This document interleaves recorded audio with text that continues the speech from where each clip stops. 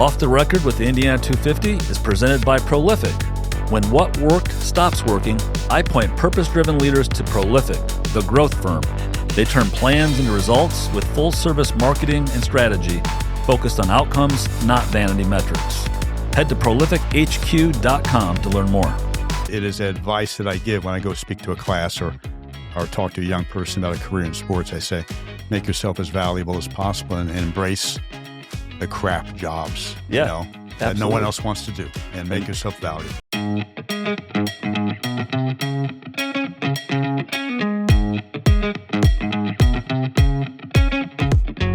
Welcome to Off the Record, a podcast featuring leaders on IBJ Media's Indiana 250 list. I'm Nate Feltman, CEO of IBJ Media, which publishes the Indiana 250, a list of the most influential business people in Indiana. Welcome to Off the Record, a podcast featuring leaders on IBJ Media's Indiana 250 list. I'm Nate Feltman, CEO of IBJ Media, which publishes the Indiana 250, a list of the most influential business people in the state. Today, I'm joined by Pete Ward, longtime Chief Operating Officer of the Indianapolis Colts. Pete is the only remaining member of the Colts staff who experienced the team's move from Baltimore to Indianapolis in 1984. We're going to talk more about that. He joined the franchise in 1981 as an unpaid intern and was hired full-time as an administrative assistant the following year after graduating from the University of Virginia. Landing a job with an NFL franchise was the culmination of a dream for Pete, who decided at age 11 that he wanted to work for a professional football team after visiting an NFL training camp. Born in New Orleans and raised for a long time, I think is pronounced Carmel, not Carmel, Carmel, California, Pete and his family eventually moved to Virginia. When it was time for Pete to find a summer job while in college, he first inquired with the Redskins. When they turned him down, he drove up the road to the Colts headquarters and found the summer job that would define his career. Pete has vivid memories of the midnight move from Baltimore and the subsequent challenge of setting up shop in Indianapolis, a city back then he only knew as Naptown.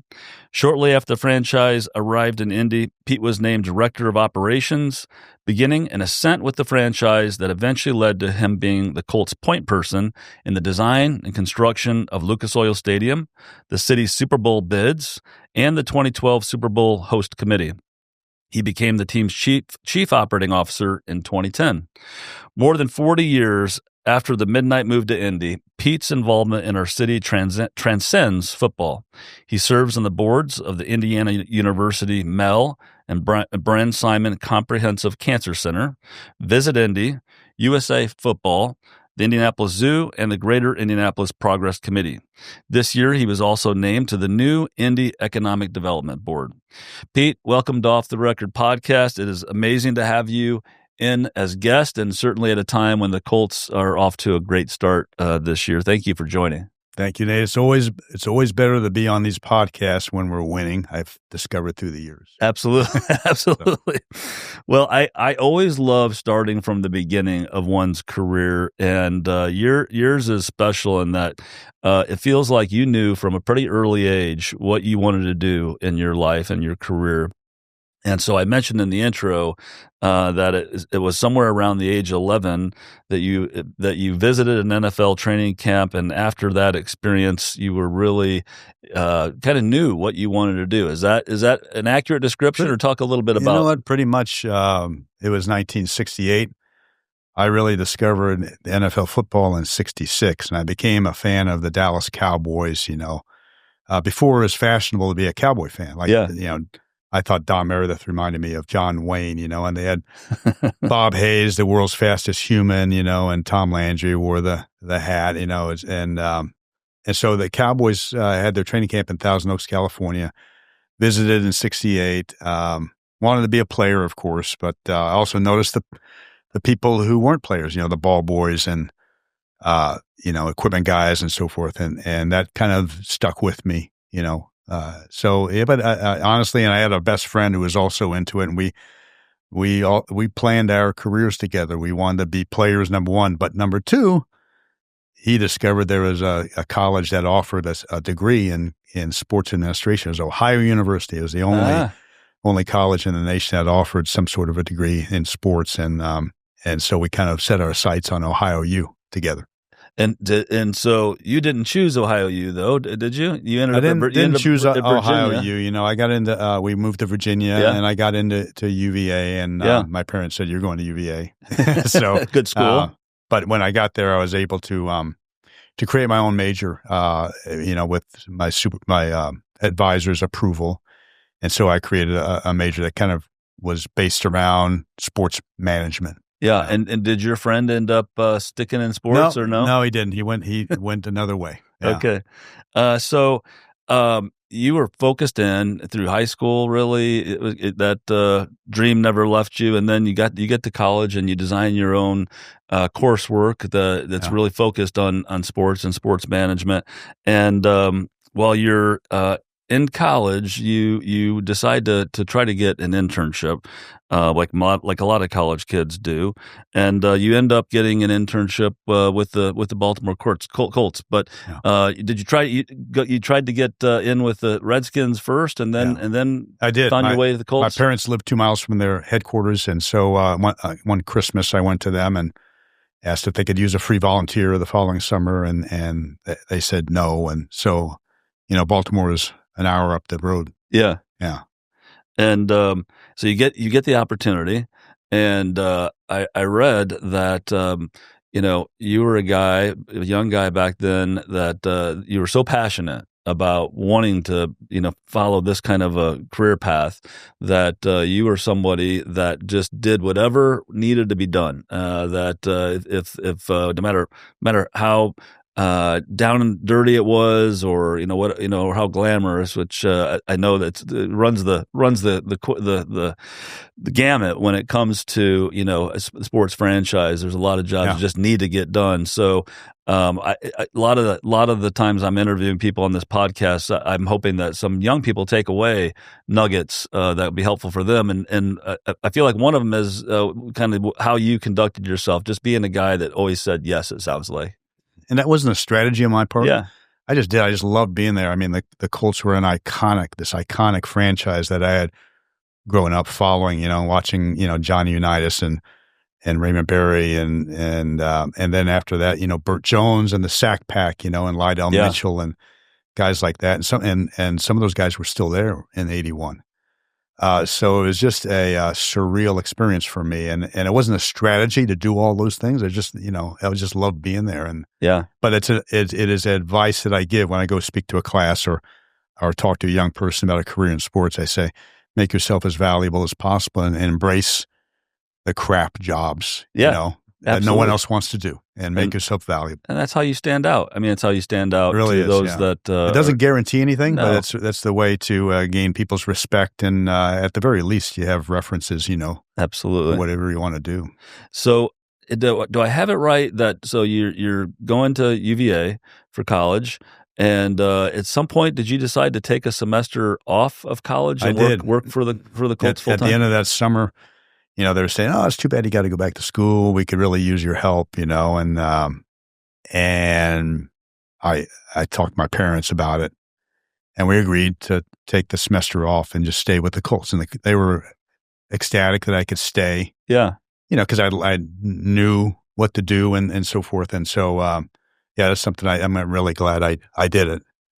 Did your parents didn't have a fear if you took a semester off that you may not finish your degree? They could tell you were very focused, and that was just kind of a little break. They were very open-minded about it, and they thought that if the Colts want you to stay, then sure, Yeah. So they were great with it. That's neat. That's the neat. They had to send me experience. $50 a week to pay for my room and my food. Did they? Yeah. Yeah. That's neat. That's neat. So I want to move away from football for just a minute. We're going to talk a lot more, but in some of the things I've read, including in the Indiana 250 publication, you express an interest in foreign affairs, and even I think I read somewhere that a job that maybe you would have thought about for a second that you could have really enjoyed would be a foreign affairs correspondent for the New York Times. So was there something at UVA or otherwise in your background that kind of sparked an interest in foreign affairs that you still track what's happening in the world in that regard?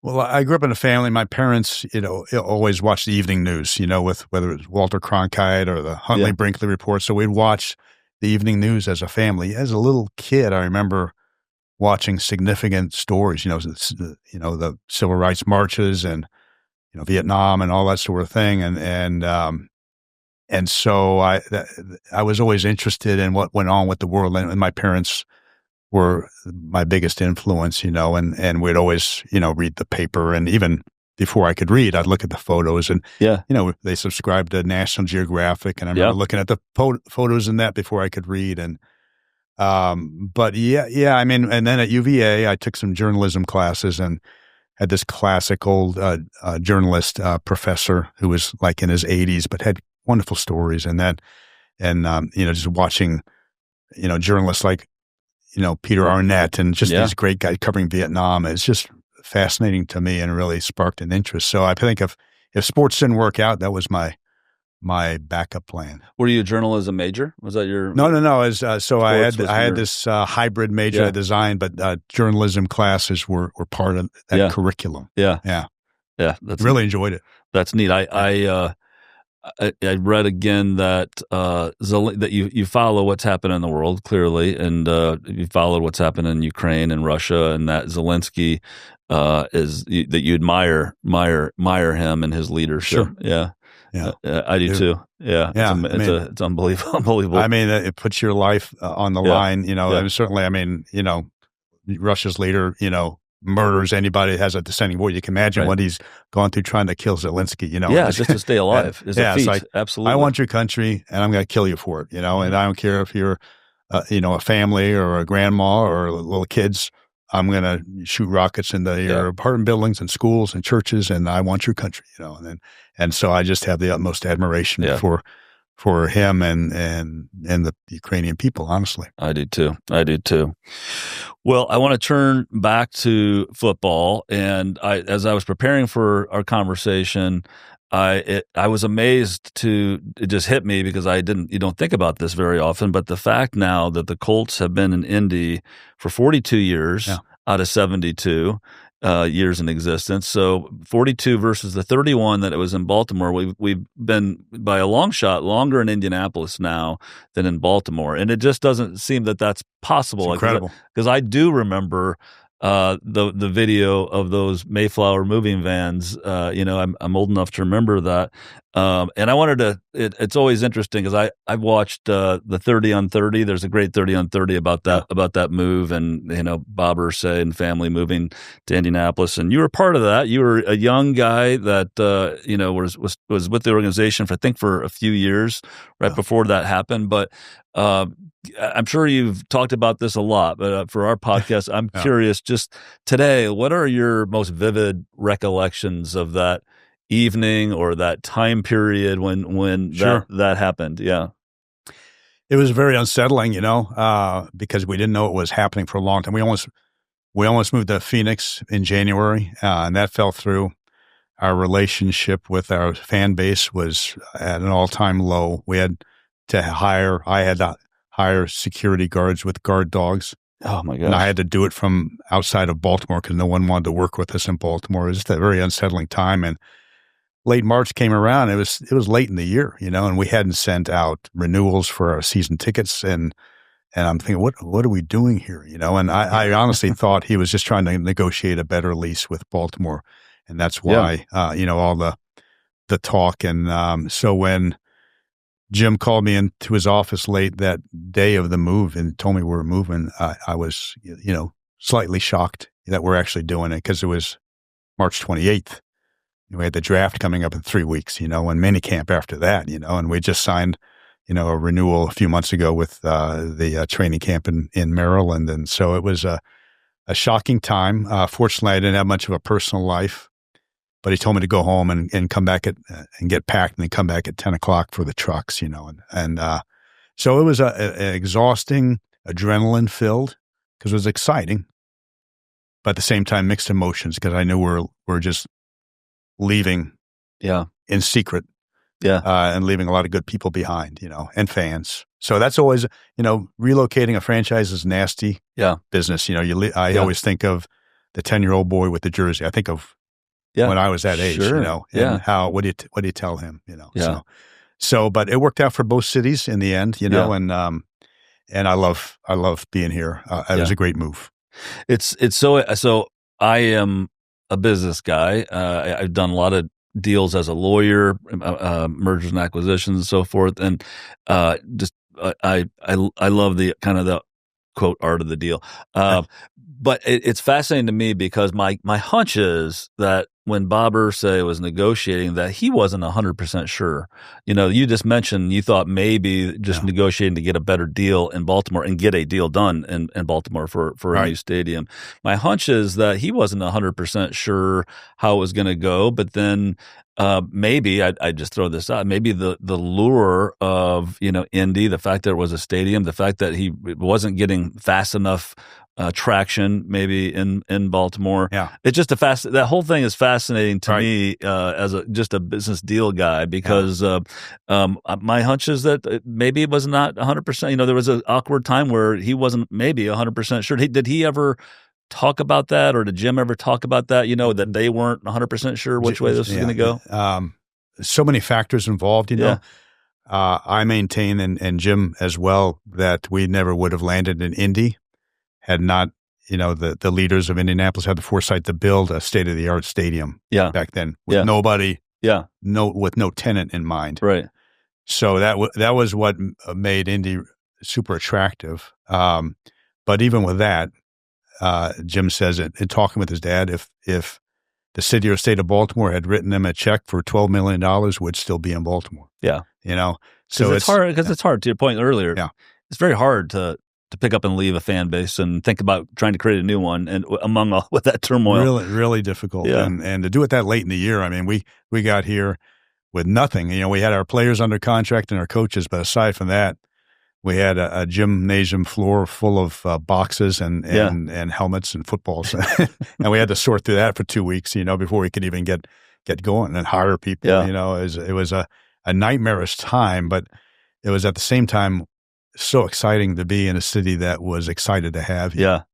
Yeah. So Mayor Hudnut, as we've talked about, makes this big bet. Builds a stadium with no guarantee that there's going to be an NFL team to fill it, but that certainly was the goal. There was an inkling that there may be some opportunities, but it certainly wasn't a certainty. Was there, as you all had landed in Indy and were getting ready, doing all the things that you need to do to prepare for a season, did it feel like there was even extra pressure to be as good as you possibly could as a franchise because of the risk that was taken politically? I'm just curious, what was or maybe it was just just a glorious feeling because the bet had paid off. And I'm just wondering, from a political standpoint, so much had been, really so many civic leaders, the Jim Morrises of the world and others had been so engaged to get this done. Right. Did it feel like there was extra pressure on the Colts organization, or did it just feel like, hey, we're welcome here and loved here? And honestly, there's always pressure to win. Yeah. So I didn't think there's any more pressure than ever before. But there was a lot of instability back then. Your general manager was Jim Irsay, 24 years old. Yeah. And he had the most pressure on him because he had the answers to his dad. And and he had never negotiated player contracts and that sort of thing. And so he was doing his best. We were doing our best, but we didn't have much to work with. And he learned a lot by watching what his dad did and how to not build a winning franchise. There was a lot of instability for that first decade. Yeah. So it was unsettling because we a few months before the move, we just traded away John Elway, and oh my gosh, I forgot about that. There was just a lot that made us anxious. That was a tough time. Yeah, and when Jim finally took over the franchise, it was very cathartic to be able to start doing things that we wanted to do for years, but couldn't do. Yeah. So so it was just a really unsettling and unstable time, And I had opportunities to go else thinking, man, I don't know if I want to stay here, But working, with and under Jim was what made me want to stay, because I knew it was at some point he was going to be running the show. Yeah. Well, I wanted to talk to you about Jim. It's a good segue to do that. Obviously, we lost him this year. A terrible, just what nobody had hoped would happened. And but I know you came when you and Jim were about the same age, if I've got it right. So two young guys growing up together in a franchise. Talk a little bit, if you can, about your relationship with Jim and Sure. What he meant to you.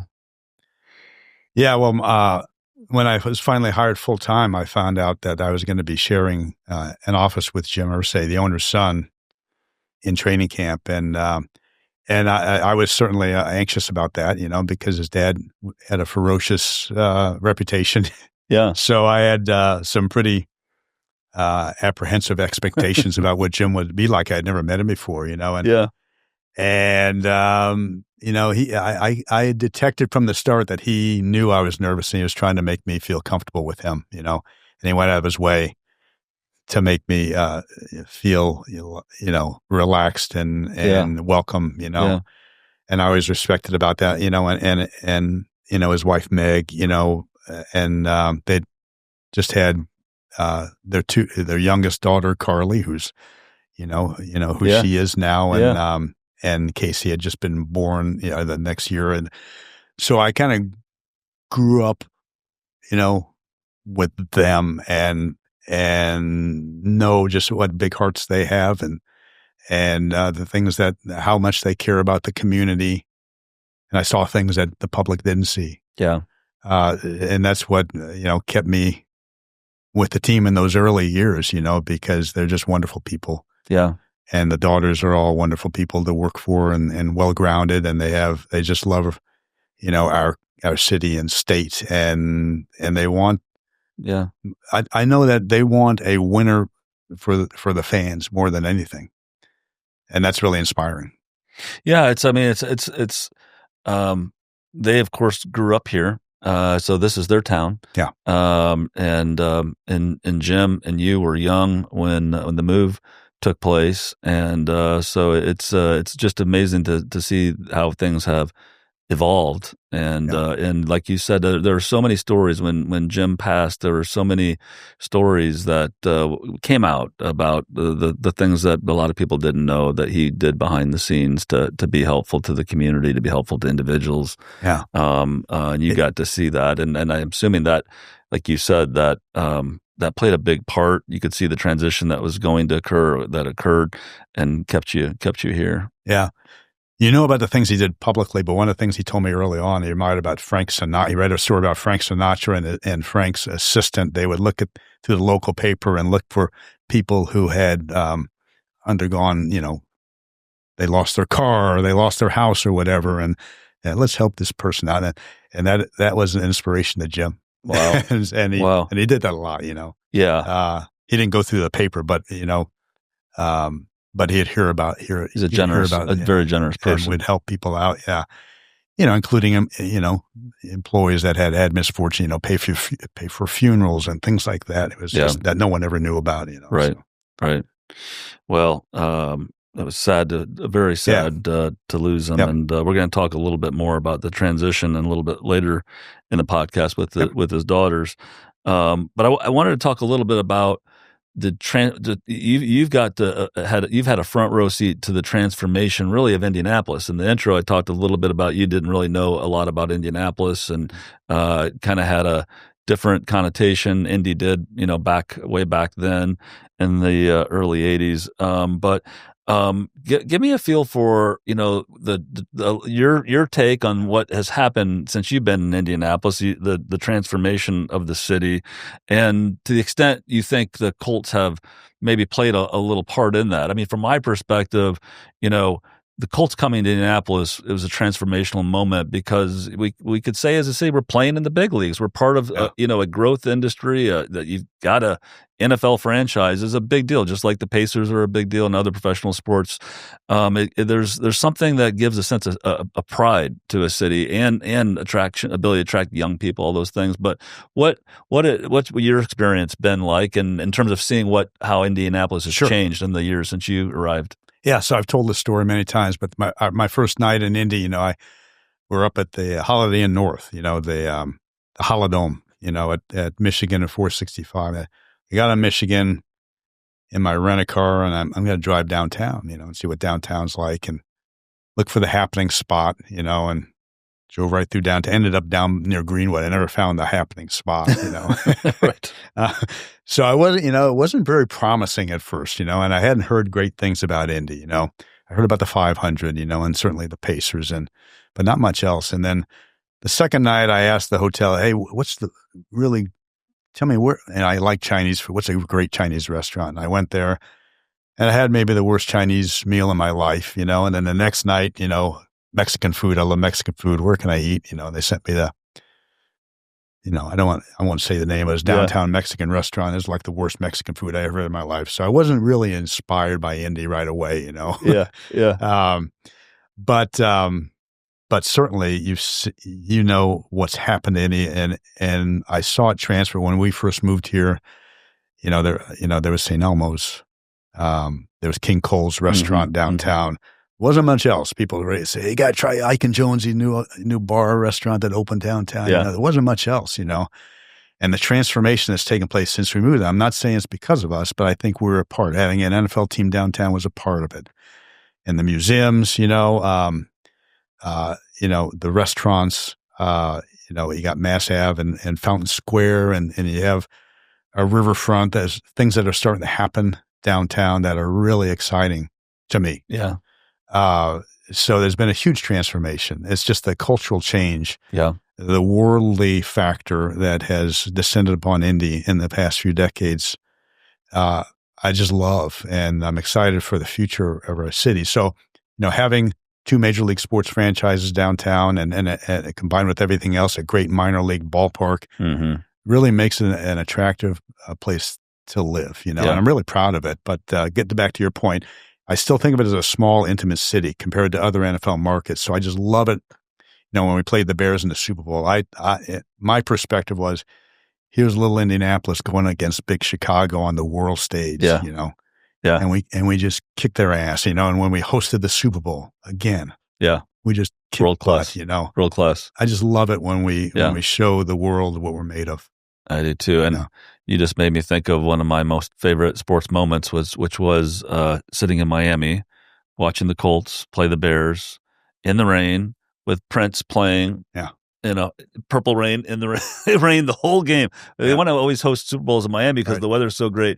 It was from morning till night, just rain. It was Bears weather all the way. It was. And the game started. And you'll recall that the game didn't start off very well because a guy took the kickoff and ran. Was it Hester? I think it was Hester. Hester took it and then our first possession, Peyton throws a pick, and I thought, oh my gosh, we beat the Patriots, that dramatic win, and we're here, and we're going to lose. Yeah.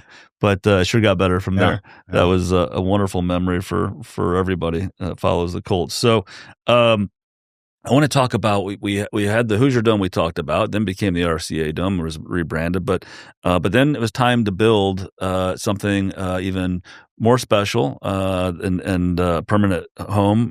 That's the Lucas Oil Stadium, and you were really the point person on that new stadium. Talk about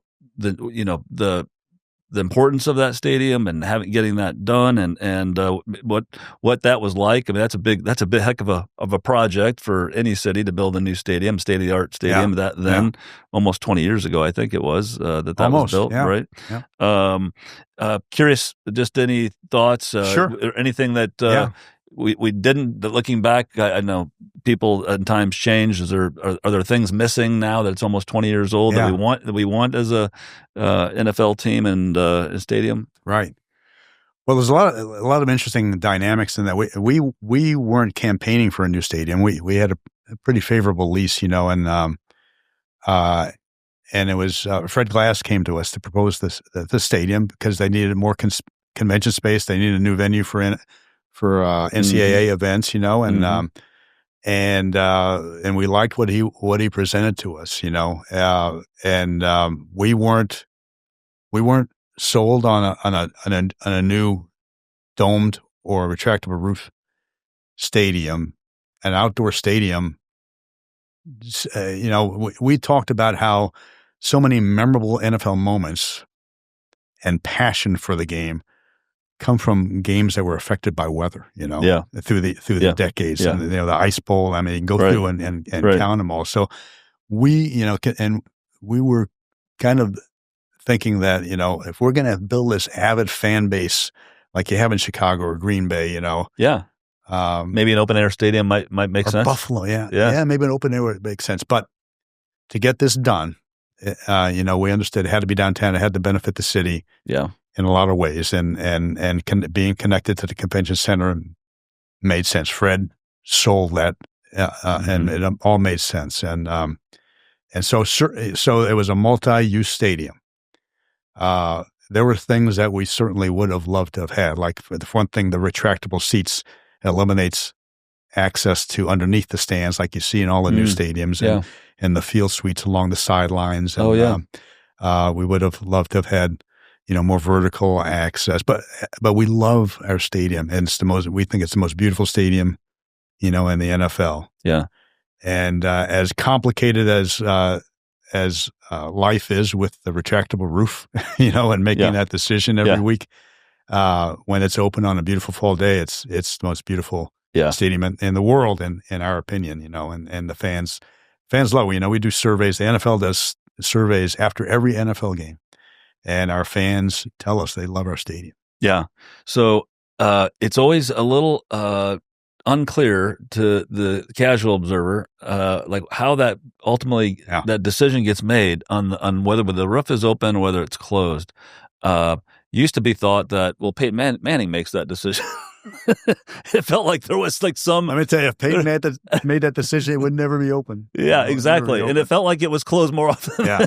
If you allowed quarterbacks and kickers to make that decision, they like perfect air. They don't want any have to fight the wind or the elements. So you can imagine, the pressure when Peyton walks into my office. Hey Pete, I really appreciate it if you can tell Jim, if we could have the roof closed this week, it'd be really awesome. But is it a home team call? Or is it an NFL call? Is it a combination of looking at the weather? It's a situational decision. Yeah. Certainly, fan comfort is a factor. Yeah. It was a really tough decision this last Sunday. Yeah. We had and we got to make the decision in advance. And the forecast can change, and we're told it's going to be breezy as a late kickoff. We get, whether it's open or closed, we'll get complaints the next day. Yeah. If it's a beautiful day, but the sun is on, a certain section. It's hot. I was there too. I'm going to cancel my season tickets. It's open again. I get it. If it's 55 degrees and you're in the shade, right, we get the same calls. So it's a balancing act, and sometimes there's a competitive factor. Sure. On whether or not it's going to give us an advantage. Well, going back to the previous conversation, I think I got to call Fred Glass and complain to him a little bit, because I would have loved like an open air stadium. I just think it is so cool. I've been in the Buffalo Stadium, I've been to Green Bay Stadium, I've been to the Bear Stadium, and there is something special about that. Now, there are days when you think it'd be really great if it was covered, but I also understand the city wants to be a sports city that hosts all kinds of events, including things like swimming championships, where they build a pool in the stadium, and they want to host Final Fours where you need a big stadium. So I completely get the need. And the roof was a huge factor in the city getting college football championship. That's right. Big Ten championship every year. Yeah. And we don't have the luxury to go build another stadium. It's expensive stuff. The huge conventions spill over into Lucas Oil Stadium. So there's that factor too. You got to balance those things. Monster trucks. I mean, you can go on that. Right. I mean, Taylor Swift. That was like having 3 Super Bowls. Oh my gosh! So, I was there, and that was something else. That was a long concert for a guy like me. You and I both. So more ahead with Pete Ward of the Indianapolis Colts when we return to Off the Record podcast presented by Prolific. Stay with us. Most organizations hit a point where growth stalls. The message blends in, the site stops converting, the pipeline softens. That's when I tell leaders about Prolific, the growth firm for purpose-driven leaders. Through full-service marketing and strategy, they clarify the story, rebuild your go-to-market, and drive sales. Most importantly, Prolific holds itself accountable to the metrics that matter to you. If you're ready for your next growth stage, learn more about Prolific at prolifichq.com. Welcome back to Off the Record podcast. I'm Nate Feltman, CEO of IBJ Media, and I'm talking today with Pete Ward, the Chief Operating Officer of the Indianapolis Colts. Pete, there's a stack of newspapers sitting next to you. My assistant, check those out. So IBJ. They're IBJ, but the reason they're there is probably why she likes to put little things that are associated somehow with our guest. Yeah. And I know your first job that you can recall, a serious job, was delivering newspapers, right? Absolutely. Carmel Pine Cone in Carmel, California. It was mine too. And it is one of those first jobs that you learn a lot as a young person, right? Because those customers expect that paper to be there at a certain time. It did. And rain, snow, or shine. You didn't probably have as much snow, but you had rain and elements. Yeah. And I can remember some mornings where I thought to myself, I do not want to get out of bed. I stayed up too late. But your customers depend on you being there. You had to get the job done. And so without even realizing it, you're learning. Yeah, just get it done. Exactly. No excuses, right? You had to get it done. Had to. Yeah. So Pete, you've been with the same organization since you were a college intern, 45 years, which is hard to believe. It's the 45th season. 45th season. Yeah. 45th season with the Colts, and that is just such a rarity for anybody to stick with an organization for that length of time. We did talk a little bit about this, but as you look back over the 45 seasons, what was it that you said, when you were a kid, this is what you wanted to do, and what has kept you invigorated, energized to come to work every day and do what you do to see the franchise succeed? Well, I say number one, I'm still as big a fan as I'm just a fan, huge football fan, especially NFL football.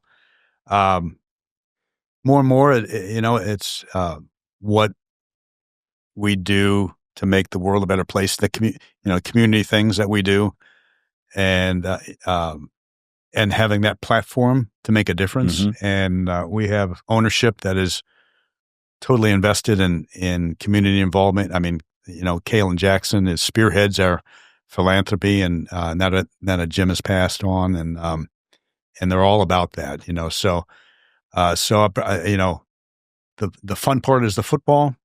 The fulfilling part is the community impact. Yeah, and it's just such an amazing impact. It's not just the support for local philanthropy and the causes that are important to our community, but as I kind of inferred earlier, the community pride that a sports of any kind engenders in the community for our city, for just a good feeling, especially when there's so much we get down about in the world today. But to see a winning team from your community do well, it really makes a difference. We just saw that with the Pacers making the final run all the way to the final game of the NBA championship, and you've seen it multiple times and in lots of years when Peyton was leading the team, and we're seeing some great positive movement this year, and it just changes the feeling in the community, doesn't it? It is. I mean, after a game on Sunday, if we win, we can go into the Kroger, in Zionsville on the way home. The difference, in that store between a win or a loss is a palpable difference. Either quiet and depressed or lively, and people wearing their Colts stuff. It's really remarkable. Yeah. And you see that with the Pacers too, Yeah. I go back to when we won the AFC Championship at home, and you had, people in the streets hugging each other, strangers, Oh, yeah. neighborhoods coming. I've heard so many stories. Oh, you should have seen our neighborhood. We're all out in the street, Yeah. and it just bonds a community. Sports does, It does. and Yeah. so that's a really cool element to a pro sports team, or even seeing what's going on with IU. Yeah. It's really remarkable. No doubt about it. Yeah. No doubt about it. It's happening the same as a lot of us Hoosiers. I'm an IU guy by where I went to school, but a lot of us Hoosiers are dreaming of some special things this year with both the Colts and the Indiana football team. Nate, when our players go to the Pacer games, they'll show our players up on the big screen, and the crowd goes nuts. And when we have their players, we'll show them up there, and the crowd goes nuts. Yeah. It's just kind of it's super fun. It kind of lends itself to that intimacy that Indianapolis has too. It sure does. It sure does. I wanted to talk a little bit about the pure growth of, sports in general has grown beyond, I think, most people's imagination, just from an entertainment and just a part of the culture for American culture and beyond America, obviously global now. But you've really witnessed during your 45 seasons that what's happened with the NFL in particular, and I think of it, I don't think it's a stretch to say that football and NFL has surpassed the viewing audience of what used to be known as America's pastime, baseball. When I was a young kid, it was always referred to as America's pastime, and it really has become fantasy football, all these things that are part of really the culture for America, and as I said, even growing beyond America now with games being played all over the world. Talk a little bit about how just what you've witnessed, and it seems like amazing growth story from when you started to what's happening today. Yeah, and it just keeps going and going. If you go back in time, Colts history, 58 championship was the nation's introduction to NFL football. It was the first nationally broadcast championship game, and it turned out to be, at the time, it was billed the greatest game in history, and it was overtime, it was dramatic. And then 6 years later, if you look at a lot of, marketing numbers tell you that that's when the NFL kind of became the new national pastime, and it lends itself well to television. It's got the yard lines, and so you can really see how fast somebody's running, compared to, relatively. Yeah. And the the physicality and the drama, the excitement is really remarkable. What hooked me as a little kid was watching NFL highlights on it. Well, it was a weekly show called NFL Action, and slow motion and the dramatic music, and that hooked me, as a kid. So it lends itself well to video and television, and I think that's been probably the biggest factor. And it just keeps getting stronger and stronger. Yeah. And it's growing now internationally too. So it's just a great game. I feel like there's a component, because I have kids who have grown up with phones and technology. I feel like there's a component of the growth that may not be the biggest part, but my kids' attention span is much different. And I think it's not just my kids, like our attention span, because of technology and because of what iPhone and all the technology we know today, is shorter. So like I find myself, even I've not watched as much baseball, even though I love baseball. I played baseball and huge fan, but I have a harder time watching a baseball game versus the action that is consistent, and it's action. Baseball is not as action with a lot of the tackling and pass. It's just a different game, right? And so I find that maybe that's part of it too, maybe. It's a challenge for us too. Keeping people's attention. The fractured attention span affects every sport. Every TV show. I think it's one of the challenges in our society. For sure, a fractured attention span. Well, it feels like the NFL has done a lot to capitalize, maybe better than some leagues, and on that, I don't know. Or maybe we're doing our best, but I think ultimately it's just a great game. It is. So I wanted to talk a little bit about how the transition has gone. I mean, of course, Jim died suddenly, and his daughters, Carly, Kaylin, and Casey, are now, front and center as owners. We know on the unfield piece looks great this year so far, knock on wood, but How are you feeling and seeing that transition? I tell you, it's been as far as the transition goes, it's been as smooth as you could possibly hope for. That all of them grew up around the team. I mean, they've been there since they were little, and then for years and years since they've been adults. So they know how it's done. They're all super intelligent and grounded, and their dad taught them key elements of ownership and leadership. Everyone loves working for them because they're wonderful people. So you can ask for better situation and a transition. That's great. Yeah, that's great. Yeah.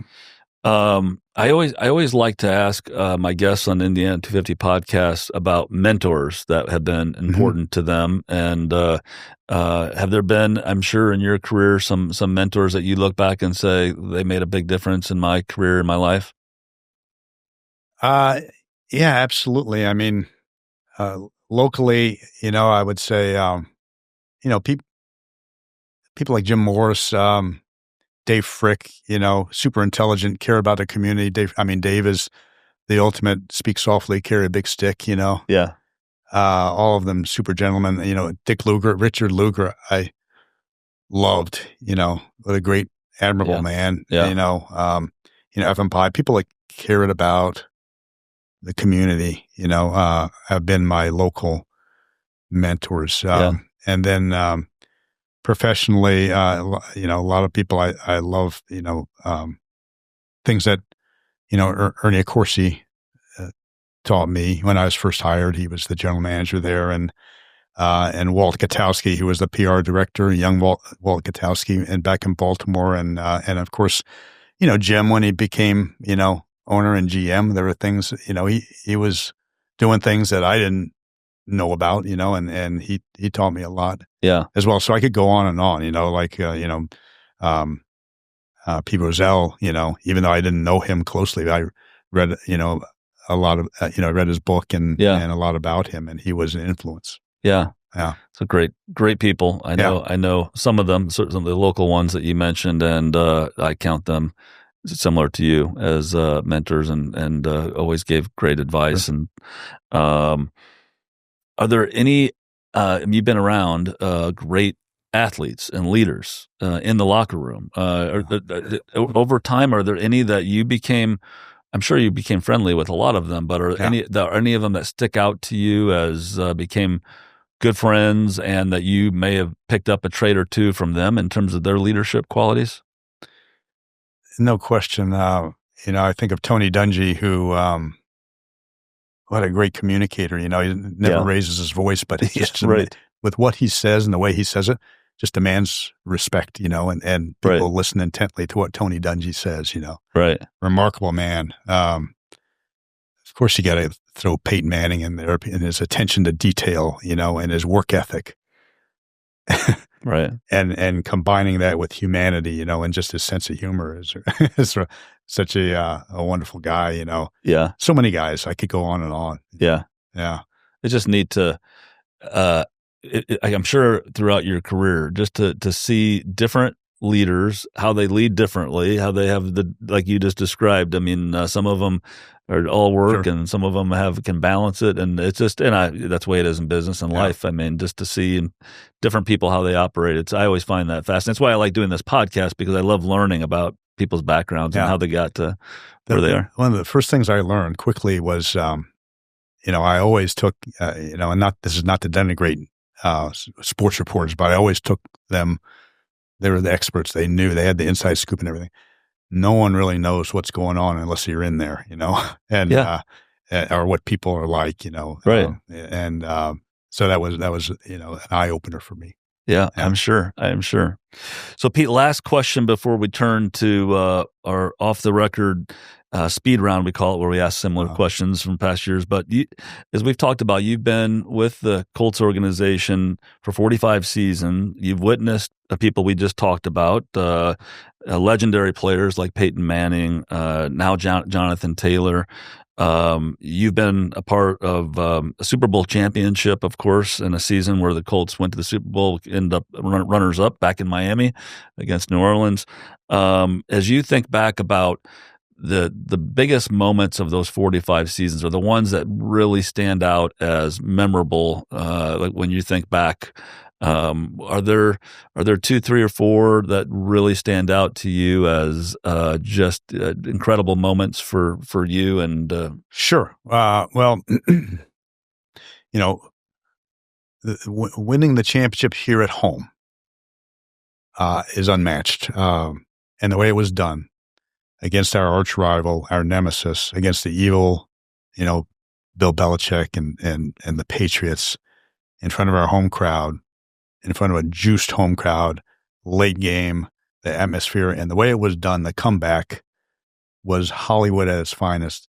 I think if you ask any Colts fan that was alive during that time, they'll tell you that was it. I was in that. That was the pinnacle. I was in that stadium, and it was unbelievable. Yeah. That was the pinnacle. Yeah. I honestly wish we had more footage of the crowd during that game. Yeah. But the Super Bowl win certainly, it speaks for itself. But if we didn't win the Super Bowl, that championship game wouldn't have meant as much, so they kind of intertwined, Right. Aside from that, the 95 season was really special. And I think that we had the chemistry where if we had pulled out that game in Pittsburgh, I think we had a really good chance to win the Super Bowl that year with people like Siragusa and Harbaugh and just the dynamics of that team. And we had 3 different chances to seal that game in the last 2 minutes, and that still haunts us, haunts me anyway. So those were probably the 2 moments that come across. The thing is, it's so difficult to get to the top of the mountain. And after that 95 season, I thought, I can't wait for next seasons to be back here. There's no guarantees, it could be years. And it's certainly like 3 years later, we're 3-13, Yeah. So it's, you never know what's going to happen from year to year. And that's why I tell the young people in our organization, if things are down, we're having to do a bad season, things can change on a dime in this league. And they do every year. Somebody comes out of nowhere and somebody drops out of nowhere. And you're and this season is still young, but you're seeing it this year. That's what the amazing thing is about sports, what you just described, right? I mean, we're seeing it at IU. We're seeing it in the Colts organization. The expectations were so low heading into this year, which makes it even more fun when you see the kind of success. I said this could be my last question, but the question is, real last question here is, did you have a feeling, or did the people in the organization have a feeling that there were a lot of pieces in place on this team that there was the opportunity to be as successful as so far the Colts have been this season, with a 7-1 record right now? Was there a feeling that we were not too many pieces away from being great, or what was the organization feeling? I've said all along, I said, look at the guys we have in place. All we need is productive play at the quarterback position. That's all we need to be a contender in this league, in this day and age. And so I'm secretly optimistic every year because, like we're talking about, all it takes is a little tweak or a couple of guys to develop. They can just change the dynamic of a team.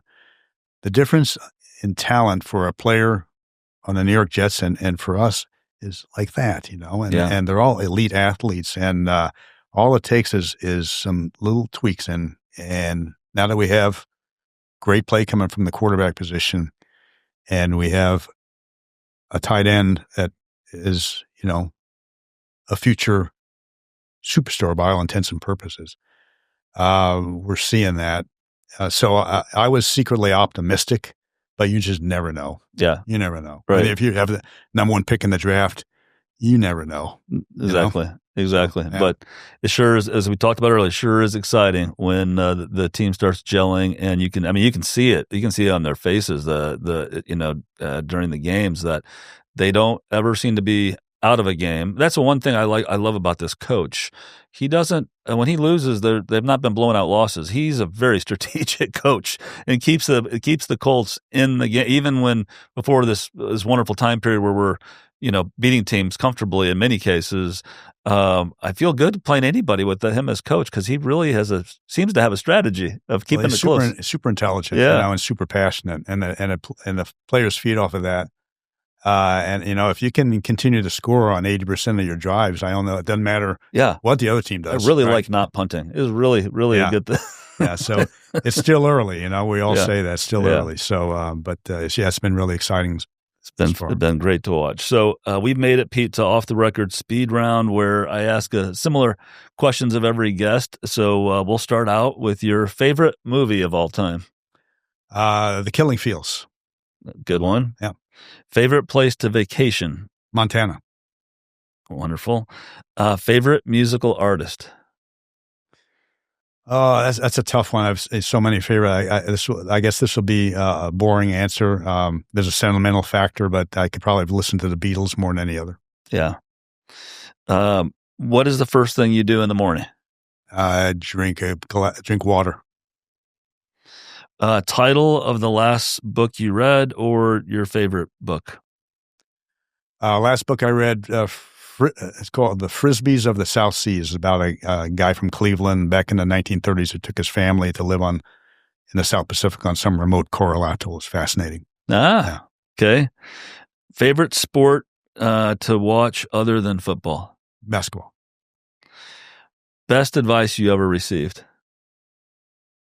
Wow. Big picture. Always keep your eye on the big picture. Mm-hmm. Don't let the little stuff distract you. Yeah. That's good. I had similar good advice. It actually came from my mom, who said, "Don't sweat the small stuff." There you go. Same thing.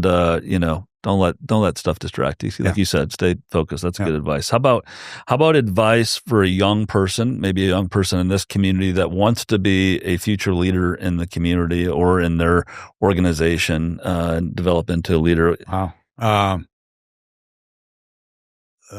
Listen and observe. Listen and observe, and be involved. I think that kind of goes back to embrace the crap work and make yourself as valuable as possible. Yeah. Couldn't agree more. Well, Pete, thank you so much for joining the Indiana 250 Off the Record podcast. I've had the pleasure of getting to know you and the organization. The Colts are a fantastic one for our community. You and the organization do so much, as we've talked about, and thank you for that. You mean, and the organization means such a great deal to Indianapolis and much beyond for our state. So thank you for everything.